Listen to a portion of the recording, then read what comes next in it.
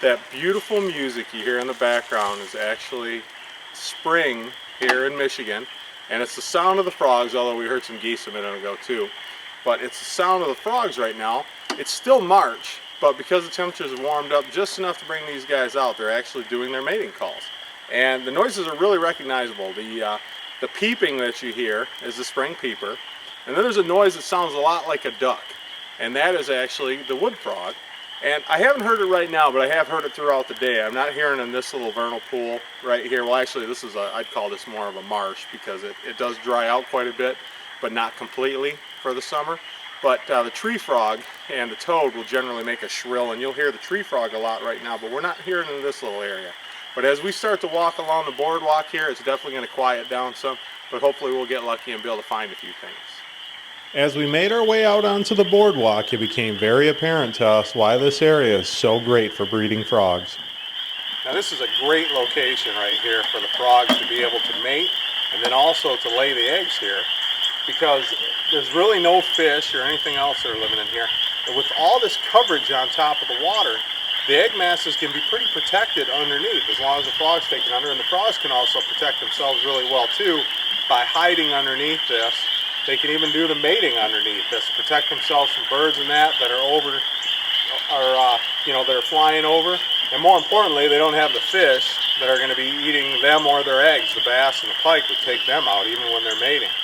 Generally what happens when the frogs will come for the breeding, especially the wood frogs, is you will get just an amazing number of male wood frogs that will come into the area the first few warm days of spring, which that's what we've had the last few days, and they will come down here and call and call and call, and you'll hear that real fast duck sound, sometimes just a couple little ones, but most of these are males. It's only the males that make the noise, and the females will remain silent, but the males will make that frantic noise, and there's so many males compared to the females, especially in the beginning, and pretty much as the males, they'll hop on just about anything and everything, and then they'll make a softer noise. If it's a male, it'll make a softer noise like, hey, let me go. Shouldn't be here. Let me go. Get away from me. But there'll be a lot of males, and then eventually they'll find a female, and then as they find a female, they'll start to move away. Scott and Amanda had spotted a wood frog just floating in the water, so I went over to check it out. It normally isn't this easy to scoop up most frogs like this, but since it was still early spring, they definitely were not quite up to their normal speed yet. Of course, this one was still quick enough to make me have to work a little, providing me with a short chase and the others some amusement.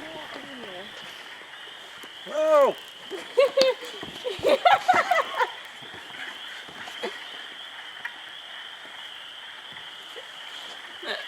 Now this right here is the one that's making the little duck noise, the little wank, wank, wank, wank, wank. You gotta be careful because he's gonna fall in love with me. But this is actually a wood frog. It still has a lot of the dark coloration. They're moving really slow right now. In fact, my hand's probably gonna help them out more than anything else because of my warm temperature. But because the temperatures have been so cold and they've been hibernating, their body temperature is still rising up. Being cold-blooded does not mean that the animal will automatically change temperatures with the outside temperature. What it means is their temperature will fluctuate with the temperature outside. So this little guy right here, his body temperature right now is definitely not 60 degrees, which it's not quite 60 today, but it's getting pretty warm. But he's probably still down maybe in the 40s. The nights have still been cold. Still not moving real fast, that's why it was so easy to catch them. But they're definitely, it's warm enough to get them making the calls and everything else out here.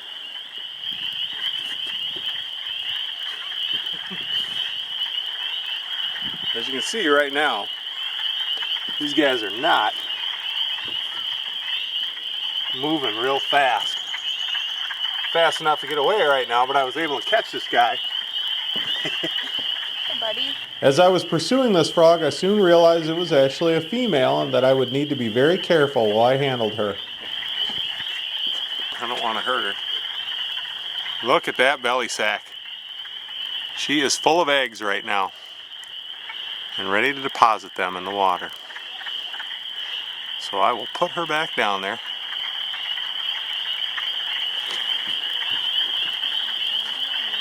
And gently, just like I picked her up, gently let her swim away. As the air temperature continued to increase, so did the noise level from the calling frogs.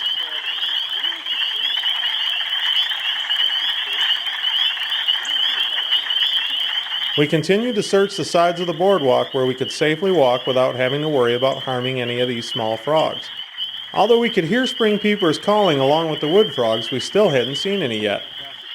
Finally, after quite a few times of walking back and forth on the boardwalk, we spotted a peeper that had probably been right under our noses the whole time. He's got a nut.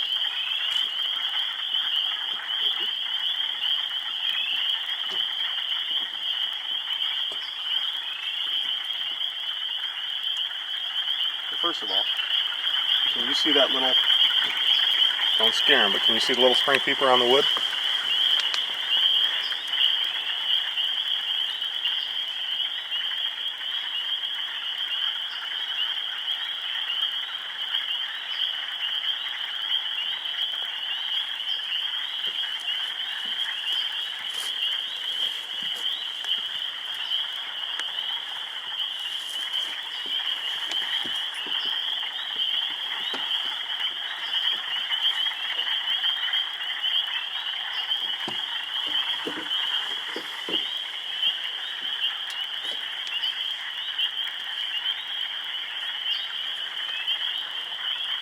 Don't want to hurt your legs.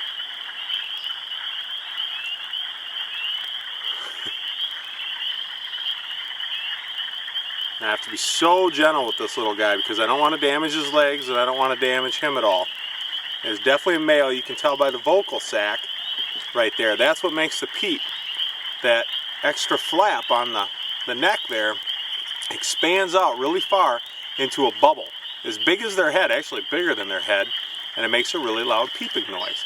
And that's that noise you hear in the background, the little peep, peep, peep, peep, peep, peep. I think you caught on, right? But this is a spring peeper, very easy to recognize because of the markings on the back, the cross, and more importantly, there is a V right there between the eyes.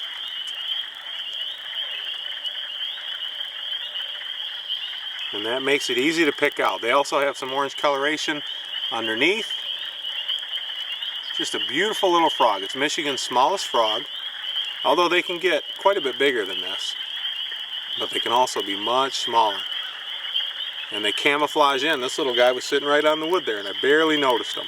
After we let the peeper go, well, basically I guess he made the choice to leave, we continued to search for more wood frogs.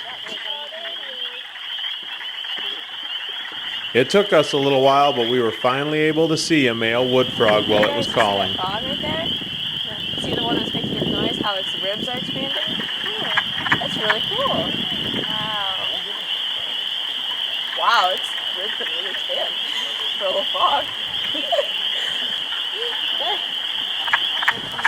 For a few of our Team Reptile members, such as Whitney, Maureen, and Amanda, this was the first time they had ever seen a wood frog calling. Because of the fact that the wood frog breeding season is only about 2 weeks long, which is relatively short compared to most Michigan frog species, we all felt pretty lucky to be able to witness this today. Now that is the wood frog's panic call. And you can tell it's definitely a little different than their mating call. And that's his way of saying, honestly, it thinks it's either been picked up by a predator or it thinks that something is trying to mate with it that should not be mating with it. So that's its little warning call. And I don't want to let him jump out so that he gets hurt. But you can tell that it's a wood frog by the dark mask around the face. I always say that they look like Batman. You can tell the males from the females by a couple different things. The males, for one thing, because they're making the calls, their sacs here between the head and the shoulders will expand some when they call. And also, even though it's really difficult to tell, the webbing on their toes, does not curve inward. And if it curves inward a little bit, it's a female. It's really difficult to tell though, because for one thing, they're not spreading their toes out. But this one we were able to tell. One thing, it's a lot darker. The male is going to be a lot darker than the female. They're going to be smaller than the female because they don't need to hold the egg mass that the female needs to be able to hold. And as well as being the darker, like I said, they're going to have a little different webbing on their back feet. The webbing's not going to curve inward.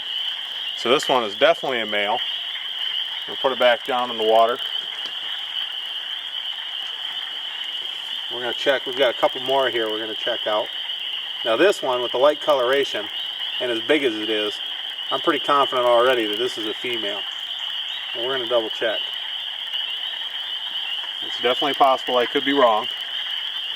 It doesn't look like the folds are real big there. Definitely has a wider belly, which means that the belly can expand to be able to hold those egg masses. And look at those feet. Those are big feet. And my, what big feet you have.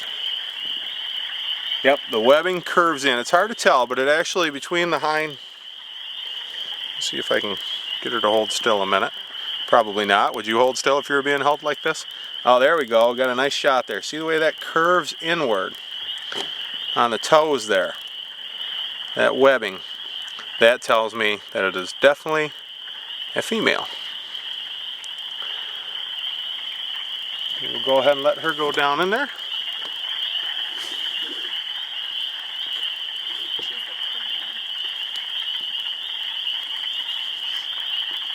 And then there's one more right here. This one, the coloration, makes me think that she is a female.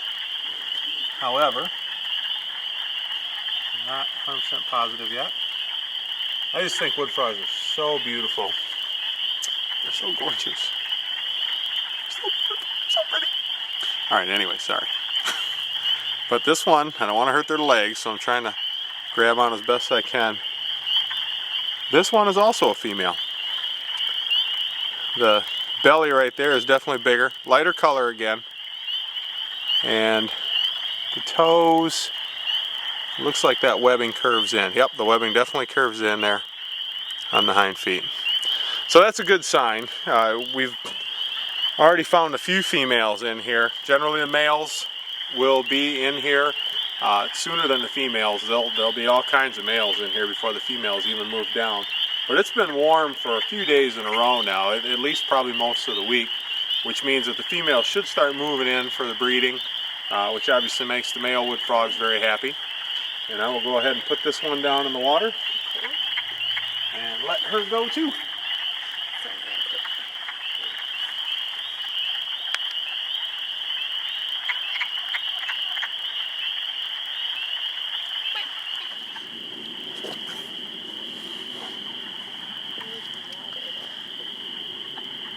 Now we finally found a pair, a male and a female, of the wood frogs that have actually ended up finding each other.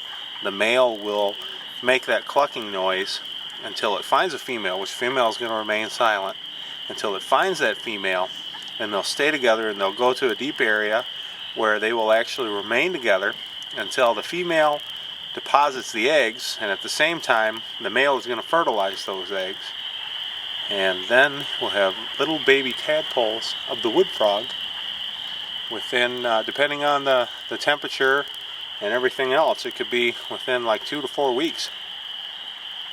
Sometimes it can be a little bit longer than that. It just really depends on the temperatures. But once those eggs hatch, we'll have little tadpoles swimming around in here, and then generally the wood frog will develop over the course of the summer and be out on the land hopping around. By the end of the summer, as a little baby wood frog. We had a great adventure here at Independence Oaks, but it was time to call it a day. The wood frog breeding activity, which usually only lasts a couple of weeks, was definitely at its peak today, and we were fortunate enough to witness some of their mating behaviors. Even though we found a spring peeper here today at Independence Oaks, and we could definitely hear quite a few of them in the background, we really didn't get a chance to find out much about their breeding habits. We knew the best way to learn more about this would be to do an evening team reptile adventure. Well, we traveled through time about 2 weeks, and we are actually out now in Shiawassee Basin, out in Springfield. We left Independence Oaks. We had a great opportunity there with the wood frogs. Now we're out here tonight because we had a wonderful day today, 70 degrees, which means that it brought some of the tree frogs out, maybe even some of the toads. I heard definitely tree frogs calling earlier today. You can hear the spring peepers in the background. They're still calling, and there's definitely some chorus frogs out still. So we're going to check around right now. It's still a little bit light, but as it gets darker and cools down a little bit, the activity will increase and we'll have a much better shot at finding some. So we're going to check it out and see what we can find for you at home. Do you hear that beautiful sound in the background? That is all spring peepers and chorus frogs. This is the most activity I've heard so far this season, and it's just because we had such a warm day today. It got up to about 74, 75. So it's brought out quite a few different frogs, and this is definitely the peak of their activity here. Although our primary focus tonight was to find spring peepers, we figured while it was still light out, we would go ahead and search for some other species of frogs. We just made our way down into a little bog area here, and Watson came up with a small wood frog, which was kind of neat because I didn't expect really to find any wood frogs right now. Most of them are moving out of the water sources because the breeding season is really short. And when we were at Independence Oaks, we really hit it well there. We hit them right during the prime of their season there, their breeding season, which is generally right after the snow thaws, starts to warm up just a little bit, which was right about 40 degrees that day. Now today, when we're back out again, it was 70-some degrees today, so it's brought a lot of the other frogs out, a lot of the other species out, and the wood frog should be out of the water, but yet he just found a small wood frog right down here in the bog.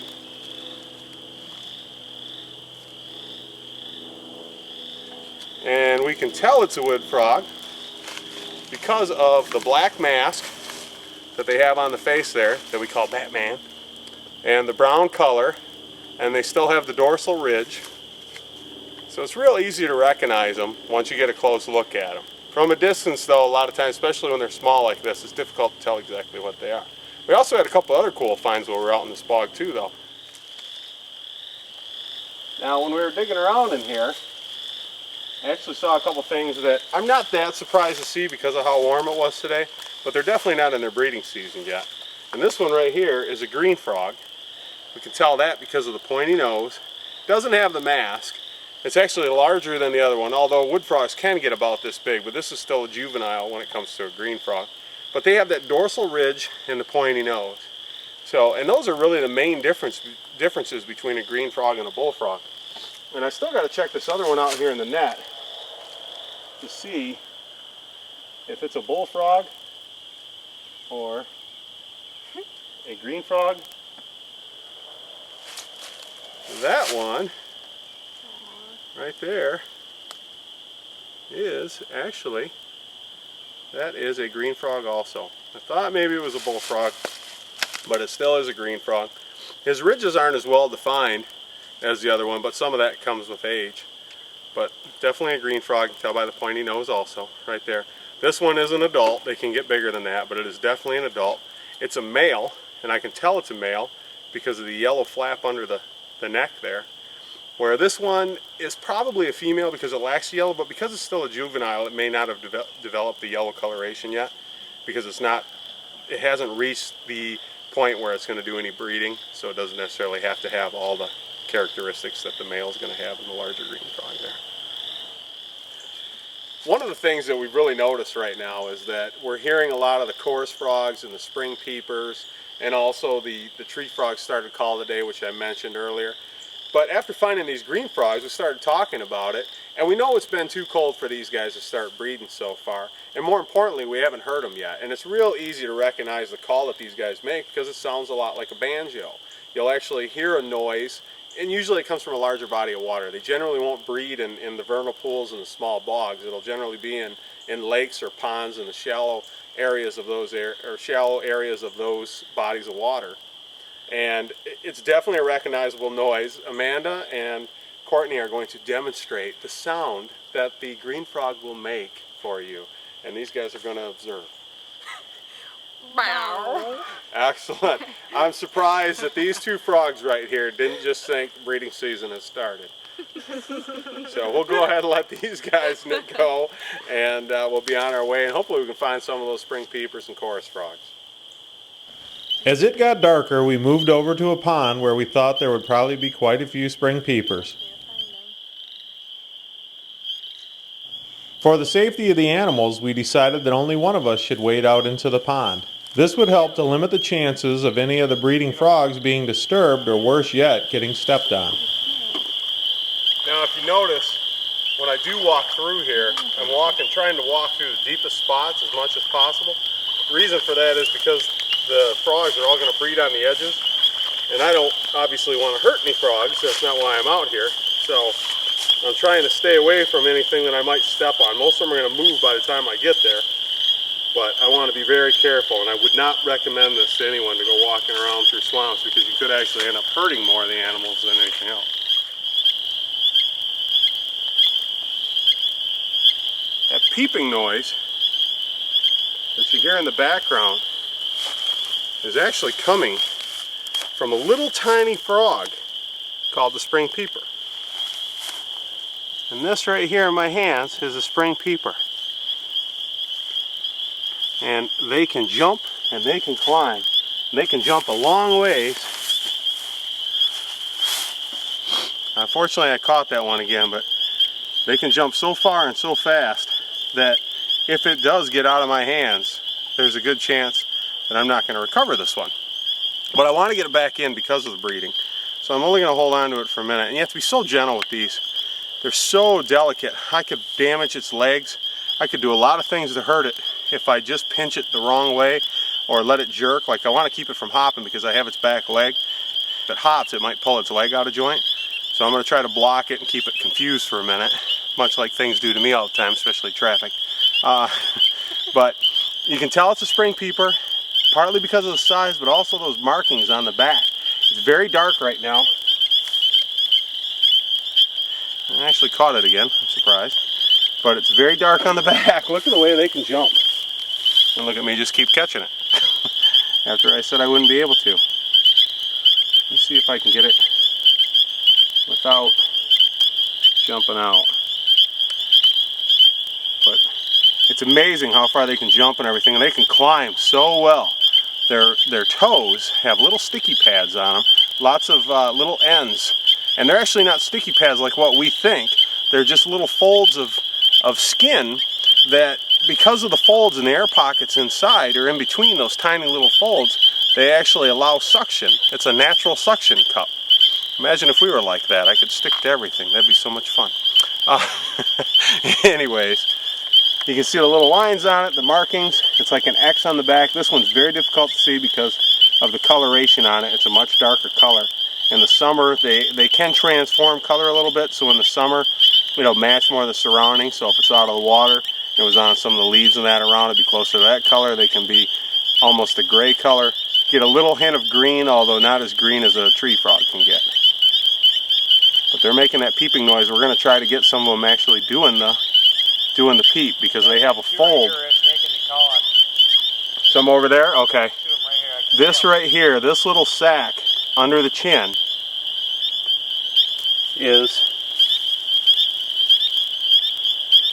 that is what makes that bubble. Trying to hold them real gentle. This is definitely a male, and that sac, you can see the flap right there will blow into a bubble, and you'll get to see that soon, about twice the size, almost 3 times the size of this little frog's head.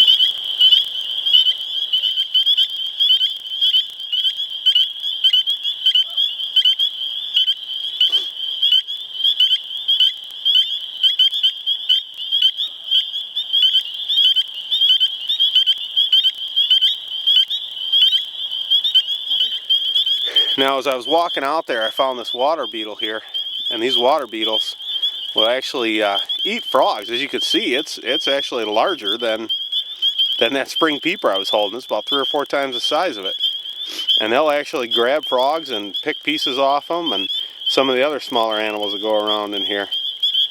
So I'm going to put it back in the water. I don't want to take it out. Obviously, I'm not a big fan of it eating the frogs, but at the same time, it's part of nature, so I definitely want to put it back in the water. But I'm going to call them names. Jerk, jerk, leave those frogs alone. Now, one of the things when I go out that I always take the chance of, people always ask, you know, don't you get leeches? Yes, I do. And as you can see, it's a small one, but I got one on my leg, and I can feel it. That's how I knew it was there. I'm walking out there, I'm like, you know what? Feels like I got a leech on my leg. And I do. Now, it's not really going to do me any harm. All I can do, I mean, I can just flick it off. I can throw it at somebody else. I'm just kidding, I didn't throw it. It's down on the ground somewhere.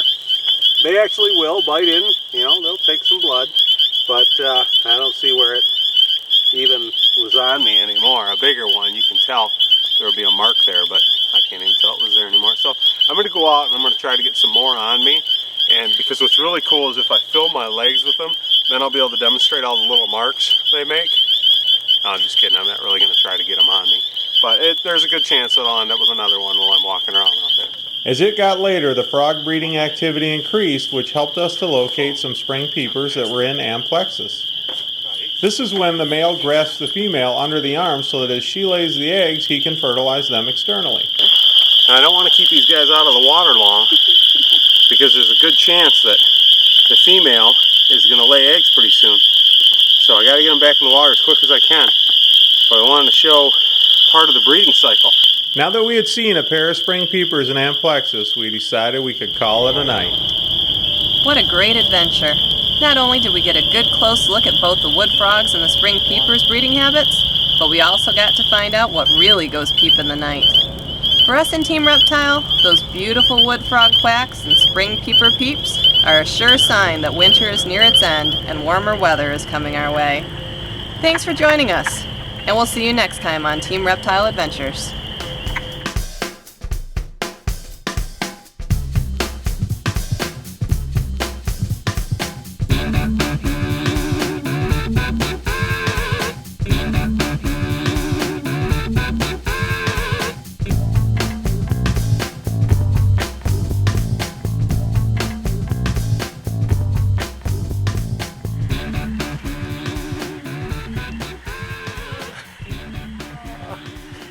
Them.